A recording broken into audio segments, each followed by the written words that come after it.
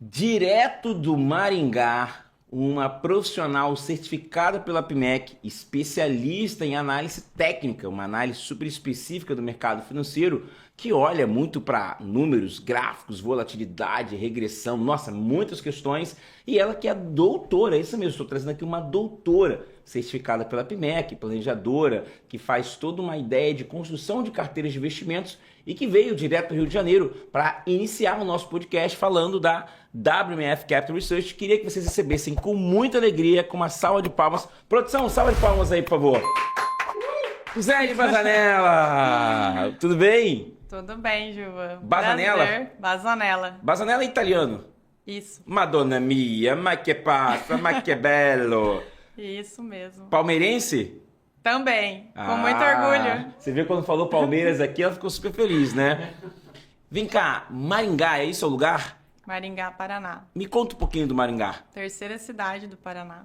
É uma bela cidade. Apaixonado pela cidade. Arborizada. Ah, Fui para lá, para Maringá, em 2003, fazer graduação, curso de Engenharia de Alimentos na Universidade Estadual de Maringá e nunca mais voltei para minha origem. verdade. Tem um Alexandre, que é o seu companheiro. Meu marido e tenho uma filha de 10 anos, uma gatinha chamada Isabela. Manda um abraço. Qual é a câmera dela, produção? A produção é essa aqui, ó. Manda um beijo pra eles aí. Beijo, filha. Beijo, vida. Muito bom. E olha só, primeiro, parabéns pela carreira, pelo doutorado. E uma das questões que a gente tem te convidado aqui é o seu brilhantismo, sua paixão por isso. E um lugar muito exclusivo no mercado, né? Que é a análise técnica.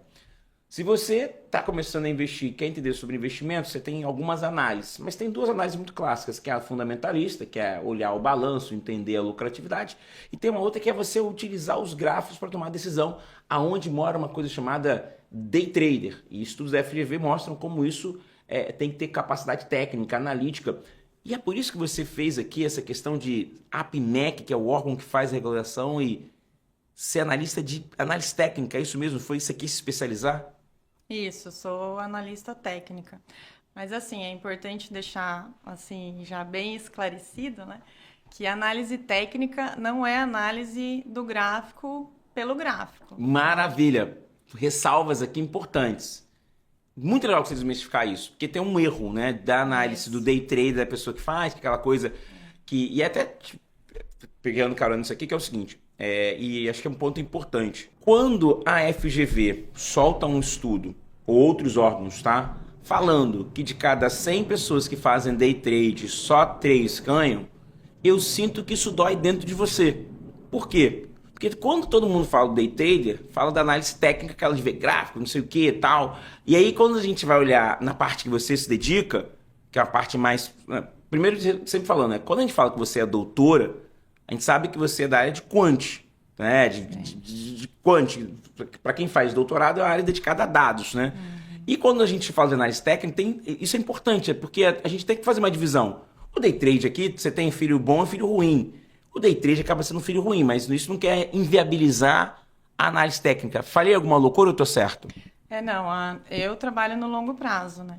A questão do day trade, primeiro é importante dizer, você falou de estudo, teve um estudo que a FGV fez, que ela foi um estudo feito entre 2020 e 2023, se eu não me engano, e foi detectado que mais de 9 bilhões de reais foram perdidos por mais de 1 milhão de brasileiros no day trade, né? O que me assusta ainda mais em toda essa situação, sabe o que é? É que as pessoas perdem dinheiro no day trade, tá? E elas continuam perdendo cada vez mais. Por quê? Porque no day trade, a pessoa ela acredita que o tempo vai fazer com que ela ganhe experiência e passe a receber dinheiro por aquela operação, né? Então, no meu caso, eu trabalho com método, né? E é muito importante o trabalho com o método para análise de carteira. Então, eu trabalho no longo prazo, eu não faço só a análise técnica, eu faço uma análise fundamentalista primeiro, depois eu sigo com uma análise estatística dos dados, e aí, por último, eu faço essa análise técnica. Mas a análise técnica que eu faço não é o gráfico pelo gráfico, né? Eu uso uma metodologia, né? Porque a análise técnica, ela precisa de premissas, né, que são importantes para validar, e não só isso. Para ela sair, digamos assim, do subjetivismo, precisa envolver cálculos matemáticos, né? E eu uso também os cálculos matemáticos para tentar determinar exatamente o que está acontecendo ali naquele momento. Então, a premissa, por exemplo, é que o mercado ele desconta tudo em função do preço, né? E que ele se move em tendência e que existem padrões que se repetem, né? Porque o mercado ele é movido por pessoas, uns compram, outros vendem, e aí o mercado se movimenta com a variação desse preço e do volume, né? Então, entender esses números ele é muito importante, né? E eu uso análise técnica para carteira de longo prazo, né? Não utilizo day trade. Maravilhosa, nem muito recomendo. Bom, muito bom. Isso é importante porque, né, para quem está chegando agora, e é importante se sintonizar, o day trade é uma operação que usa um dia, você olha um gráfico, vai ali para decisão, trabalha com alavancagem e tem esse número tão destruidor de valores. E é legal te ouvir porque poucas vezes a gente tem no mercado uma pessoa que é doutora, né, isso é um ponto importante, certificada pela APMEC. Saiu um estudo mostrando que várias pessoas falavam sobre investimentos não tinham certificação, não tinha essa qualificação, né? E que você tem a certificação de análise técnica. Isso, para mim, é um diferencial competitivo muito grande. E é por isso que quando eu tive a oportunidade de conhecê-lo, eu falei, cara, isso é um grande diferencial, né? Mas deixa eu te perguntar uma questão que é, como é hoje você ser uma APMEC olhando para análise técnica, esse mundo de muita volatilidade, você falou de premissas, de padrões. Como é que é o dia a dia de uma pessoa que tem esse método para conseguir achar as oportunidades? Eu utilizo a metodologia em camadas. Que legal, Tá? Explica pra gente. E a metodologia que eu utilizo em camadas é o seguinte: primeiro vem a análise fundamentalista. Essa análise fundamentalista, ela vai me indicar quais empresas que têm uma boa gestão, né, que estão com uma saúde financeira boa. Então, é como se fosse, assim, de uma forma mais simples, é como se eu fizesse uma peneira ali. Joio do trigo. Isso, e separasse os ativos que eu passo para a próxima camada. Tá? Que legal. Então, empresas endividadas, empresas com fluxo de caixa ruim, problema de gestão, falta de compliance, reprovadas. Já para ali, que legal. E eu não passo para frente, que é a fase da análise estatística. Né? A análise estatística eu utilizo para selecionar os ativos e também fazer a montagem da carteira, a construção efetivamente. Então, eu utilizo parâmetros, por exemplo, como correlação, que legal. Para entender como que é o comportamento desses ativos entre eles e também a correlação em relação ao mercado, né? Ao índice de referência. Então, se eu estou trabalhando com uma ação, eu utilizo o Ibovespa, um fundo imobiliário, né, o IFIX, por exemplo. Então, eu utilizo essa correlação para entender se aqueles ativos eles estão se comportando de uma maneira parecida ou não. Porque, por exemplo, matematicamente, a correlação ela vai de -1 até 1. Né? E quanto mais próximo de 1, mais parecido é o comportamento desses ativos. E então, para diversificação de carteira, por exemplo, você encontrar entre ativos que tenha uma correlação negativa, é legal para você poder, por exemplo, se proteger daquela carteira, porque enquanto um vai subir, o outro vai descer, por exemplo. Né? E o beta, eu também utilizo essa correlação. O beta é o risco sistêmico. A gente não consegue diminuir esse risco, mas é importante entender, né? Porque se você não entende, se você está investindo, né, num ativo que tenha um risco muito alto, né, talvez você nem tenha perfil, inclusive, para investir naquele ativo. Né? Então, eu uso para verificar como se comporta esse ativo em relação, né, a esse risco do mercado mesmo. Eu utilizo também o beta, o alfa. O alfa é a geração de valor, é o que a gente quer. Que supera o benchmark. Isso, e que fique positivo, né? Isso é uma coisa muito comum nos Estados Unidos, né? Então, traduzindo para nossa audiência, só pegar uma carona aqui, isso é importante de vocês terem a visão, que é o seguinte, correlação, a melhor correlação entre dois ativos é negativa, é quando os ativos andam em direções opostas. Então, imagine que eu tenho uma posição em petróleo, então eu vou estar positivo em Petrobras se subir, e vendido em aviação porque ela vai ficar mais cara. Então, se o preço do petróleo subir, eu ganho com o Petrobras. Se o preço do petróleo cair, eu ganho com as empresas de aviação que elas têm melhor lucratividade. Então, a maior correlação entre dois ativos é negativa. Esse ponto maravilhoso. Segundo, o beta é uma medida de risco sistêmico. O que é risco sistêmico? Independente do que eu faça, eu não consigo ter diversificação para reduzir o impacto. Que é o risco sistêmico, que é incrível, né? E alfa é uma questão que usa muito nos Estados Unidos, que é diferente um pouco daqui, que você fala assim, eu quero retorno, eu quero alfa de 5. Quer dizer o seguinte, se o benchmark, que é a taxa de juros, for 14,35, eu quero ter 5 a mais disso aqui. Então, eu vou tentar ganhar 5. Então, eu vou tentar ter 19% na carteira ao ano, e esse 5 foi o meu alfa, certo? O que você excedeu recebe, o benchmark.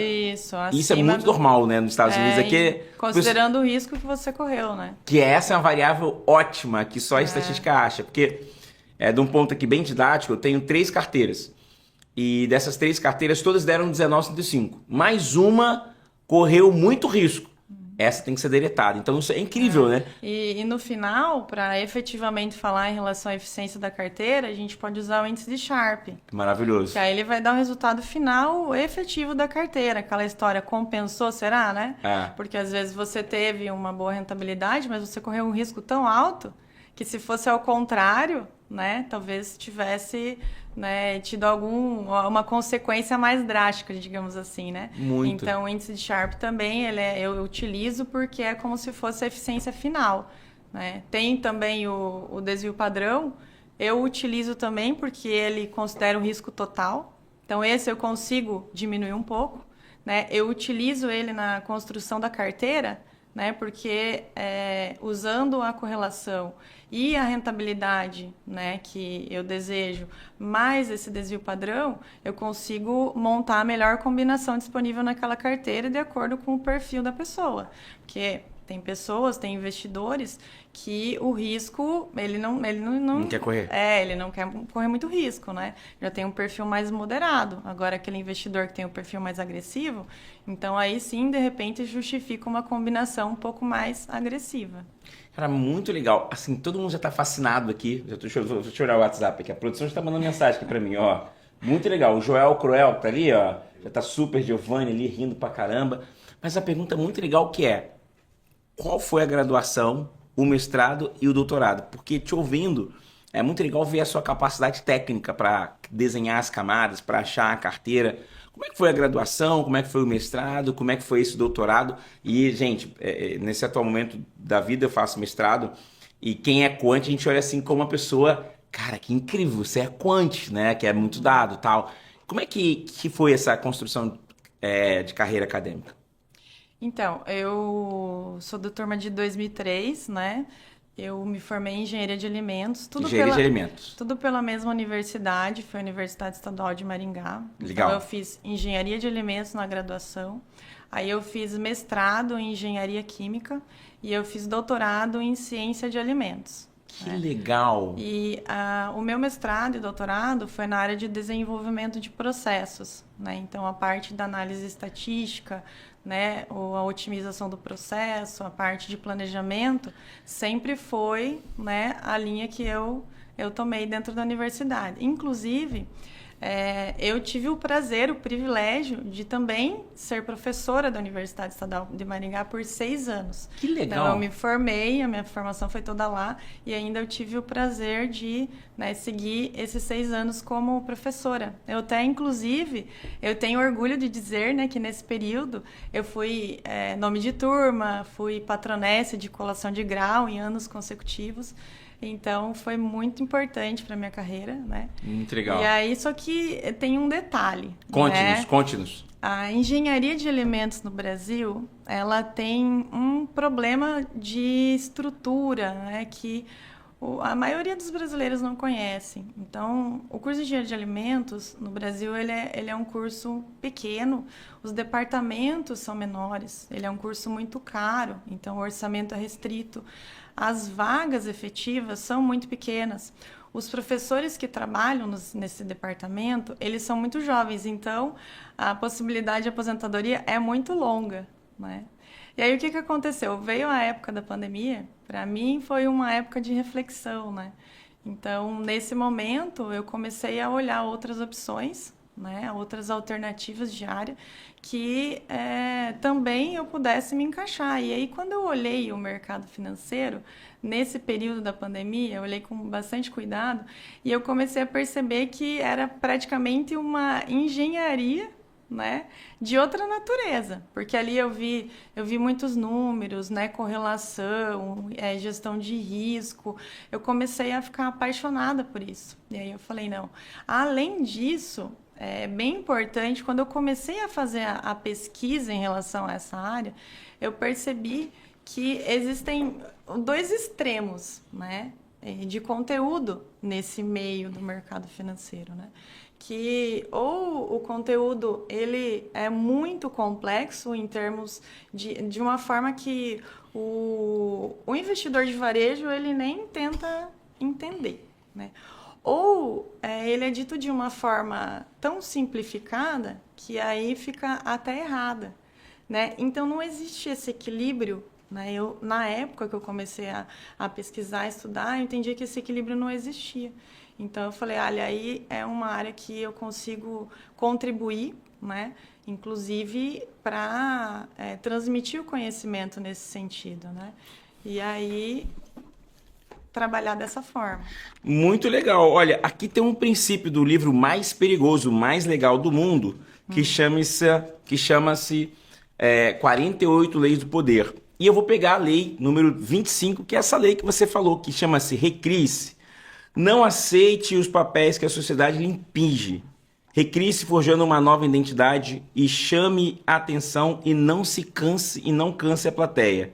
Seja o senhor da sua própria imagem em vez de deixar que os outros definam para você. Incorpore artifícios dramáticos, gestos, ações públicas. Mas beleza, a ideia aqui é recrie-se. Você fez a lei 25 do 48 Leis de Poder, que foi recriar. Você estava dentro de engenharia, de produção. De repente você olhou para o mercado financeiro e falou, vou me recriar aqui que tem uma coisa incrível. É isso mesmo? Isso. Acertou? Isso mesmo. Aí eu falei, mas para eu trabalhar eu preciso me especializar, né? Então, por que não estudar? Arregacei as mangas, com disciplina, fui lá e estudei. E aí eu falei, vou tentar a certificação CNPI, né? Técnica, que é a minha expertise. Aí fiz a prova, eu recebi a certificação em 2023 e desde então comecei a atuar na área de analista de investimentos CNPI, analista técnica. Muito legal. Se várias mulheres estivessem aqui na plateia te ouvindo e vendo a sua carreira no mercado financeiro, avançando num ponto que a gente tem muitos analistas homens nesse mercado, precisamos falar sobre isso, né? Hoje o número de mulheres no mercado financeiro tem aumentado, mas ainda é um número pequeno quando comparado aos demais, tem desafios, tem várias questões. Se tivesse várias mulheres aqui ouvindo você agora, o que você falaria para essa câmera? Pode olhar para ela e falar para aquela câmera ali. Que eu não entrei, eu imaginei que, eu já sabia, no caso, que o mercado financeiro ele é massivamente masculino. Mas eu entrei com um método, com conhecimento. Então, é importante entrar com método e com conhecimento. E não querer se provar, né? Porque é fazer, é trabalhar. Porque querer se provar, aí também, para mim, eu acredito que não funciona. Então, método, né? Competência não tem gênero. Né? Então, eu digo, se você tem habilidade, tem expertise, tem vontade, pode vir que o mercado financeiro ele está esperando você. Nós, mulheres, né? Produção, bate palma aí, produção. Muito bom, cara, muito bom. Muito legal você trazer essa mensagem, sabe? E um ponto importante cara, se tiver conhecimento, se tiver produção, as coisas vão acontecer. E aí você fez essa super gravação com números. E aqui um comentário muito legal. Você está no mercado, se você tem 48, 46, 50, 52 anos, 54, quer fazer transição, a Gisele é um dos melhores exemplos. Por quê? Porque ela fez uma transição depois dos 40, que é incrível, né? Uhum. Mas ela fez da melhor maneira possível, que foi se qualificando tecnicamente e criando essa autoridade e participando disso. Então, cara, muito legal mesmo. Então, deixa eu fazer uma pergunta que todo mundo vai me perguntar, que é o seguinte. Esse livro aqui é o livro que fala da história do BTG Pactual, e tem um momento muito legal que eles falam, eu já falei isso no meu Instagram, que eles vão montar uma posição, tá tendo um conflito dos países asiáticos, e tá a crise dos países asiáticos ali nos anos 90, eles querem montar uma posição, tá tendo aqui a página 126, tá tendo a crise do México, e eles falam aqui, olha, a crise do México entre 94 e 95 era um ensaio para o BTG Pactual, agora viria uma dura prova, que era o quê? A crise asiática teve uma magnitude completamente diferente, sintetizou Esteves. O impacto no Brasil foi imediato e severo. No dia 28 de outubro, o mercado de ações despencou e a Bolsa de Valores de São Paulo registrou quedas históricas. Bem, sentada no seu cockpit, com seu conhecimento, se você fosse nesse exato momento agora, montar a sua carteira de investimentos, como seria, como pensaria, quais camadas que você iria utilizar? As mesmas, porque o método nunca vai mudar. Nossa! Porque assim, o método ele é muito importante, tá? Para você diminuir o seu erro, mas ele não vai te dar certeza no resultado. Mas a cada método você tem uma informação, ele vai diminuir o erro. Inclusive, você falou em livro, eu tô lembrando aqui, tem um livro bem interessante que ele fala mais ou menos a ideia que eu sigo, né? Que é os sinais e os ruídos. Maravilhoso. De Nate Silver. Isso aí. Ele é um estatístico, né? Que ele passou a vida estudando dados, né? E tentando entender os dados que são relevantes e aqueles que são ruídos, né? Ou seja, descartáveis, que estão ali só para atrapalhar. E o que ele defendeu? Ele defendeu que quando a pessoa tem uma análise e aí o resultado dela não foi efetivo, não foi por falta de dados, né? Ele entende que o problema foi falta de método, né? Ele defende a metodologia, né? Porque você ter um método, você consegue inclusive entender onde errou, onde está o erro, tentar melhorar o seu processo, né? Agora, quando você não tem método, aí fica difícil até entender o teu resultado, porque muitas pessoas investem sem entender nem o que tu está fazendo, né? Agora, quando você tem método, se você falar assim, então eu tenho um retorno garantido, não, isso nunca vai acontecer, né? Inclusive, o método nem na ciência, nem na engenharia, não é garantido, né? Garantia de resultado, que o resultado que você espera vai ser efetivo, né? Isso não vai acontecer nem no mercado.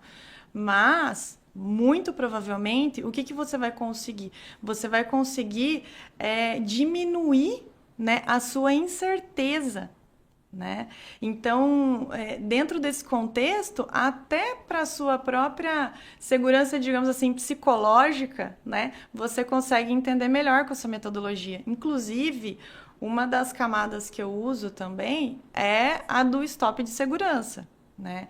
Eu entendo que o stop de segurança ele deve ser usado, inclusive, no longo prazo, né? Porque pode acontecer daquela sua previsão não estar correta. Até que ponto você vai querer esperar para que aquilo se confirme? Então, dentro da sua metodologia, você vai ter um ponto de confirmação. E aí você usa esse stop para, se alguma coisa der errado, você não afetou a sua carteira ou o teu patrimônio, né, em relação àquele erro. Muito legal, aula, hein? Produção, bate palma aí, por favor. Obrigado, hein? Cara, muito legal. Um método salva tudo. Método é uma coisa muito boa. Isso veio, assim, desculpa, eu tô muito fascinado do mestrado, deveria ter feito antes. E método vem quando você começa a fazer mestrado, doutorado, entender o método. Eu estava vendo uma discussão, não é o nosso objetivo aqui, sobre a reforma 6x1, e aí o Duque da FGV fez um estudo, e o Vitor meio que confrontou o Duque e tal. Eu falei, cara, que coisa incrível. E eu mandei para os meus amigos do mestrado e falei, cara, o Gilvan é maluco, porque eu fico nessas teses, né? Porque as grandes teses. A metodologia nasceu do seu conhecimento de nível superior, da sua alta qualificação? Você acha que isso te trouxe essa visão de método? Sim. Até você me falando de mestrado, eu começo a lembrar, né? Na época, eu tenho uma professora que foi minha mentora, assim. Eu sou hoje muito devo a ela, né? O nome dela é a professora doutora Rosane Marina Peralta. Eu tive o privilégio dela ser minha orientadora desde a minha iniciação científica, e ela também foi minha orientadora de doutorado.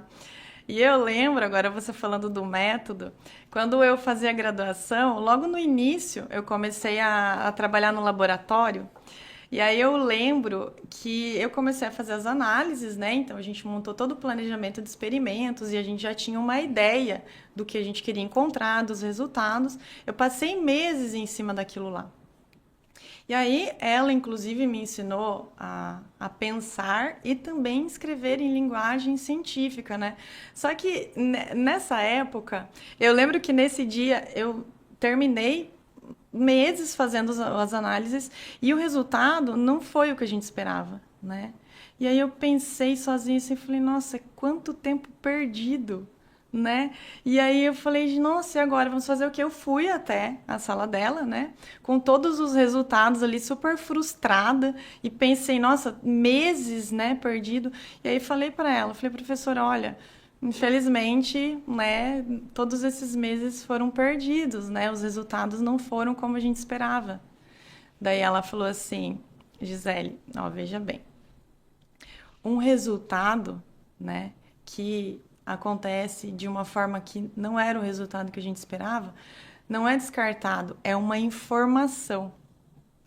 Aquilo lá, para mim, ela falou, um resultado que não é esperado é um resultado, porque isso é uma informação que a gente tem valiosa para passar para frente, né? E ela ensinou que, às vezes, o erro, digamos assim, dentro de um processo, às vezes não está naquele ponto que você está, né, trabalhando. Então, ela falou, antes de você tentar resolver qualquer problema, você precisa entender o problema. Então, você tem que estudar toda a estrutura, porque como que você vai fazer uma proposta, né, daquele erro, de, olha, vou, né, determinar a solução para aquele erro se você não entender todo o sistema. Então, tudo isso foi importante para eu trago essa bagagem, sim, da minha academia, né? Porque até quando a gente faz, provavelmente você vai ter isso, ninguém avisa a gente, né? Quando a gente entra na academia, a gente tem um efeito colateral depois. Já vou te avisando, provavelmente você já está acontecendo esse efeito colateral em você. Aconteceu em mim, tá? Que é? Que você fica com um pouco, assim... Receio de dar opiniões que não são fundamentadas? Isso, falta um pouquinho assim de tolerância para achismos. Nossa. Você fala assim, não, isso é uma opinião, né? Nossa. Isso não é. Então assim, você fica ali, você escuta aquilo, você fala, não, isso é uma opinião, né? Então, é importante, né? Você não ter uma opinião, né? Você tem que ter um dado concreto para você realmente, né? Muito legal. Então, é mais ou menos por aí que acontecendo comigo. Eu penso, então, Tá acontecendo já. Muito legal. Muito legal. Olha, eu tô aqui passaria o dia aqui, mas eu tenho que caminhar pro final, né? Uma achatura isso, né, produção? Digo mesmo, um prazer. Muito bom, gente. Papo foi muito legal. Quais, assim, os 3 perfis de empresas que você colocaria no seu método? Pode ser 1, pode ser 2, pode ser 3. Qual o perfil assim, do método você coloca assim, eu vou colocar essa empresa porque ela respeita essa premissa. Viu? O mestrado tá fazendo bem, hein? Então... O que você olha assim, por exemplo, volume de negociação é uma variável pro método? Liquidez é para indicação, sim. Vocês perceberam como é que é a sua técnica, né? Volume não, liquidez, né? Boa. Não, eu analiso várias questões, né? Mas A número um, assim. a liquidez é uma delas, sim, né? Na questão, você fala na questão fundamentalista? Isso, assim, você vai dizer, vou montar aqui, por exemplo, uma questão importante, né? As pessoas querem contratar os seus serviços, hoje você está dentro da WMF Capital Research, enviando suas opiniões, também tem a sua empresa lá em Maringá, está fazendo essa transição, mas hoje a pessoa quer te contratar. Então imagine que eu estou aqui hoje, Gisele, perto da minha mão. Vim contratar os seus serviços. Como é que funciona assim? Como é que você defende? Você fez o relatório, como é que você me apresenta? Boa pergunta. Eu apresento de uma forma simples, de uma linguagem que você entenda. Boa. Porque o meu interesse, né, não é passar o dado pelo dado para você. Eu quero que você entenda aquilo que você está fazendo, que você está investindo. Né? Então, o relatório que eu entrego é um relatório contextualizado. E você que vai me dizer se você vai investir naquela carteira ou não. Só que antes disso, inclusive, quando é um atendimento de cliente, já que você entrou nesse mérito, eu faço uma primeira conversa, que também faz parte dessa camada, que é entender o perfil desse cliente. Porque a primeira pergunta que eu faço para essa pessoa tá, mas você quer investir por quê? Né? Qual que é o seu objetivo? Né? Qual que é o seu momento financeiro? Você tem dependentes? Você não tem? Qual que é a sua renda? Então, existem várias coisas. Qual que é o seu entendimento de risco? Então, existe uma série de questões antes, né? Quando a gente está falando de atendimento de cliente, para chegar até a construção final de uma carteira. Muito legal. E assim, uma empresa que você tá olhando e você fala assim, nossa, essa empresa é incrível. Assim. Tem uma? Para investir? Não é dica, fica tranquilo. Gente, vocês têm que contratar ela, não posso estar falando isso aqui, mas é uma empresa que fala assim, por exemplo, eu, assim, saindo de achismo, né? Empresas que você olha o futuro. Eu montei, Gilvan, aqui, ó, algumas. Eita, você selecionei veio com um aqui, negócio ó. aqui, ó. Meninos, olha isso, gente. Produção, bate palma de novo.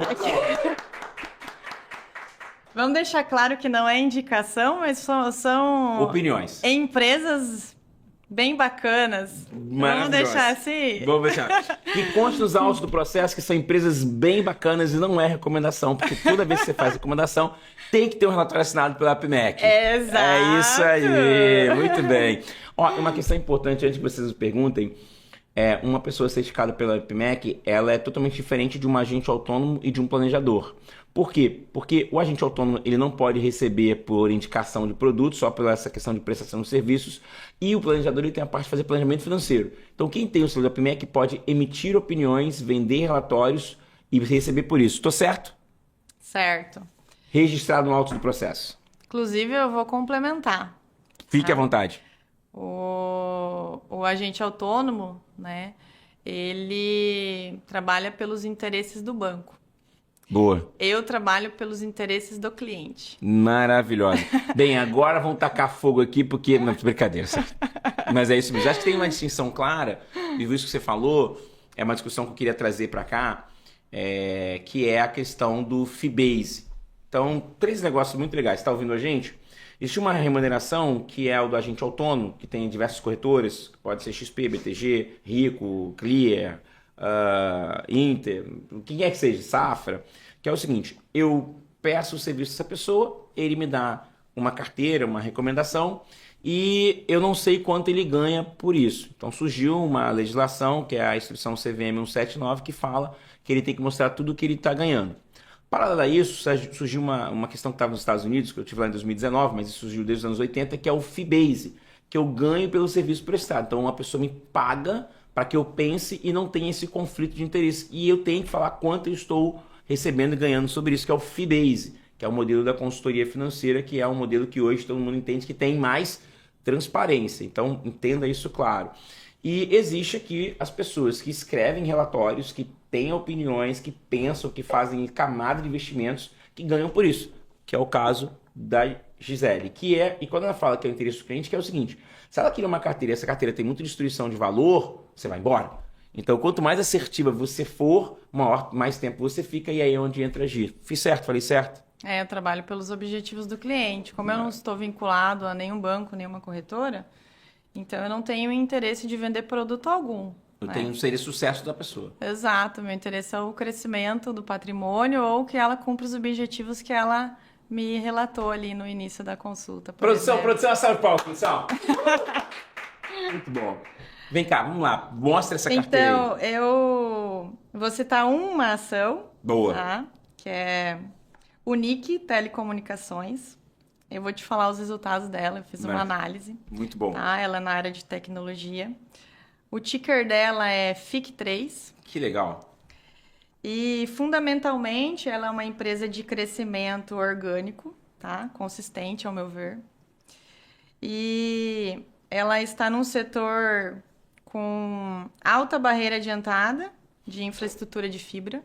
Legal. E baixa correlação com o mercado, tá? Fundamentalmente, ela é bem sólida. Eu tenho todos os dados aqui, né, em relação Se alguém quiser... Tem um site da WMF Capital Research que você solta um newsletter, é isso mesmo? Isso, posso enviar lá, tá? Sim, Carteira sim. completa. Eita, deixa eu tirar. Posso pegar? Ai, gente, eu adoro gráfico. Calma, eu adoro pegar um gráfico e fazer bagunça. Vai ficar louca, gente. Olha aqui, ó. Bota pra cá a câmera, olha. Olha que coisa louca. Eita, opa, não pode mostrar muito, né? Ó, vou mostrar assim. Tem todos, tem vários. Eita ferro, ei, trembão. Então, quem quiser isso aqui, tem um link aqui da WMF Capital Research que entra lá e recebe a newsletter. Isso mesmo. Muito bom, muito bom. Não posso mostrar mais que ela tá aqui brigando comigo, gente. Aliás, como você falou da WMF, também vai ter o relatório semanal. Não podemos esquecer de falar. Quem tiver na newsletter recebe o relatório semanal. Vai ter o relatório semanal, vai começar toda semana, feito por mim, de um formato nada parecido com o que tem no mercado hoje. Ele vai ser fundamentado, tá? Que vai fazer com que você consiga entender o que você está fazendo, o que você está investindo, por que você está fazendo aquilo, se aquela informação é importante para você ou é um ruído. Maravilhoso. E você descarta ela e vida que segue. Olha, gente, ela já deu uma dica de livro aqui, que é essa Boa Justiça esse do Net. Ele é um lugar ótimo. Né? Então, falando dessa empresa, em relação ao Sharp dela... 2,81 maior do que 2. Explica pro pessoal o que é o Sharp. Vai, você explica. Eu não vou explicar, não. A eficiência final, né, dele. Muito então, bom. foi muito excedente ao risco que ele correu. Né? E aí, por conta disso, a gente tem quanto maior, mais alto do que o 1, melhor, mais efetivo. Se for baixo, ele teve um rendimento... mas o risco que ele correu não compensou. E se ele for negativo, significa dizer mais ou menos assim, olha, eu investi, deu negativo, eu posso até ter tido algum retorno, mas o retorno foi menor do que se eu tivesse investido em algum ativo que tivesse, por exemplo, uma taxa livre de risco, um Tesouro Selic, por exemplo. Então... você correu o risco, como diz a minha filha, não compensa, foi à toa, e ainda o retorno não compensou. Por isso o Sharp ele é tão importante. E essa empresa, o beta dela é como se ela caminhasse, né, mais ou menos na mesma intensidade que o mercado. Muito legal. Então, a volatilidade dela também não é tão alta assim. Né? Muito bom. E os resultados dela são ótimos. Então, eu coloquei aqui, entre vários, depois quem tiver interesse para olhar a carteira completa. Maravilha. Eu tô olhando isso aqui, gente. Eu tô com uma visão super privilegiada. Vocês não estão... usei a lógica dessa carteira, né? Eu usei diversificação por setores, diversificação por correlação, diversificação por beta, alfa positivo, Sharp acima de 1,3 e análise técnica selecionada. Fora a fundamentalista anterior, né? Que é a nossa peneira ali para separar todos esses ativos. Produção, palmas.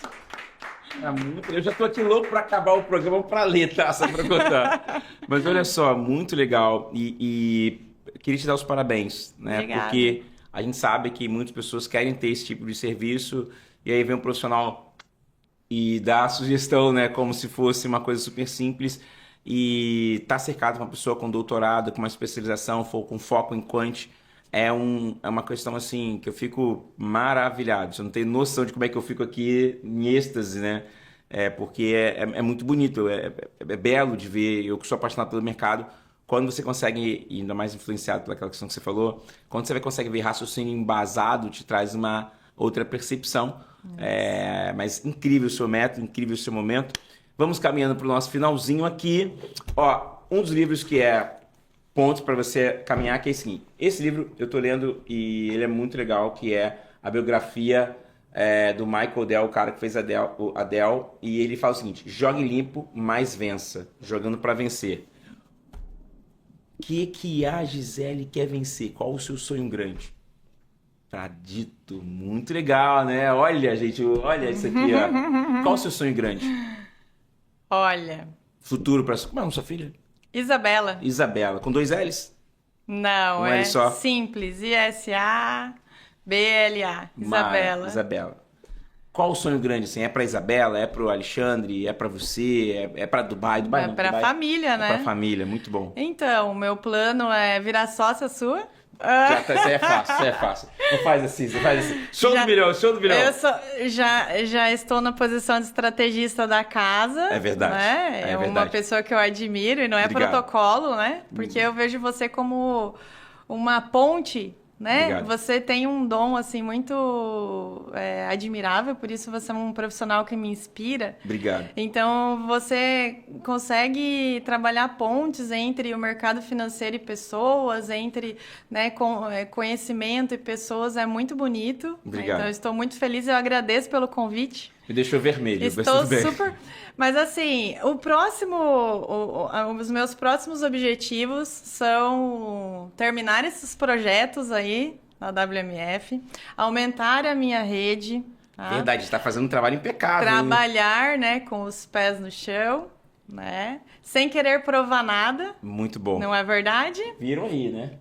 E entregar trabalho e chegar a um maior número de pessoas, porque eu quero transmitir esse conhecimento para que as pessoas possam também, né, entrar nesse mercado como investidores, né? Independente, um investidor de varejo, pessoa física, jurídica, o que for, não importa qual investidor que a gente está falando. E quero me manter nesse mercado. Hoje Vai se manter. eu tenho certeza que a minha decisão foi assertiva. Justa, Né? né? Estando aqui. Você viu? Saiu de Não Maringá é? pro Rio de Janeiro. Olha aí, ó. Barbaridade, tia. Então, o céu é o limite. Muito bom. Olha, queria muito agradecer seu tempo, parabenizar. É uma coisa muito bonita ver essa transição de carreira, acompanhar a sua dedicação, o seu profissionalismo.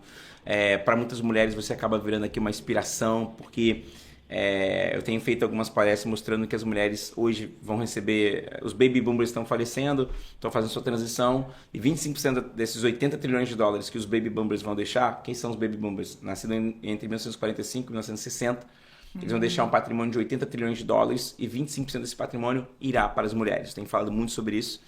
É um estudo muito legal, e que é do UBS, a gestão de fortunas do UBS. E ver uma mulher falando sobre isso no ambiente que você tem poucas mulheres, mas com muita profundidade, com muita técnica, com muito método, é uma honra. Se o meu papel aqui é democratizar o mercado financeiro, hoje eu consegui dar um passo importante. Obrigado, Vamos democratizar com qualidade. É isso. Não perdendo o rigor. É isso, viu aí? Anotado. Vem cá, já mandaram aqui pra mim. Aonde te encontra? Redes sociais? A minha rede social hoje é o LinkedIn. Maravilha. É meu nome, Gisele Bazanella. Bazanella. Isso. E é verdade que você é Palmeiras? Com Opa, certeza. um abraço, obrigado, tchau, um beijo, pessoal, obrigado. Obrigado, Muito Gi, obrigada. Imagina, tchau, tchau. Pra você que ficou com a gente, muitíssimo obrigado. Essa é a Gisele Bazanella, ela sempre vai estar aqui comentando, falando seus conteúdos, tá nas redes sociais, no LinkedIn e também no site da WMF Research Capital. E se você quiser acessar todo esse conteúdo dela, tem um linkzinho para você receber a newsletter dela, todo bate-papo com ela. Obrigado. E ela faz parte do time da WMF Capital Research, que a gente só fala sobre capital com uma linguagem muito técnica, metodológica, com muita ciência e pouco achismo. É isso. Obrigado. Nada. Tchau, tchau. Tchau.